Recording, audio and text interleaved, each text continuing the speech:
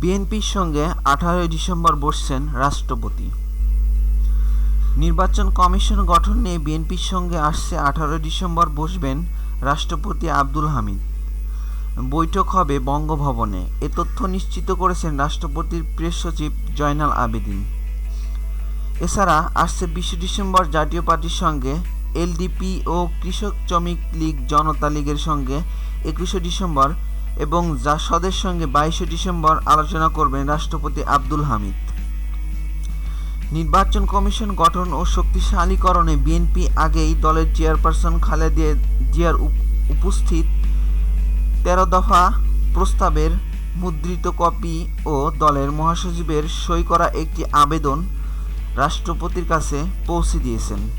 এদিকে কাজী রকিবউদ্দিন আহমেদ নেতৃত্বাধীন বর্তমান 5 সদস্য নির্বাচন কমিশনের মেয়াদ শেষ হচ্ছে আগামী ফেব্রুয়ারিতে। এরপর যে নতুন নির্বাচন কমিশনের দায়িত্ব নেবে তাদের অধীনে 2019 সালে 11 জাতীয় সংসদ নির্বাচন। আগের মতোই নির্বাচন কমিশন সার্চ কমিটির মাধ্যমে করা হবে বলে সরকারের পক্ষ থেকে জানানো হয়েছে। সম্প্রতি প্রধানমন্ত্রী শেখ হাসিনা বলেছেন, মহামান্য রাষ্ট্রপতি সিদ্ধান্ত নেবেন কিভাবে নির্বাচন কমিশন গঠন করবেন।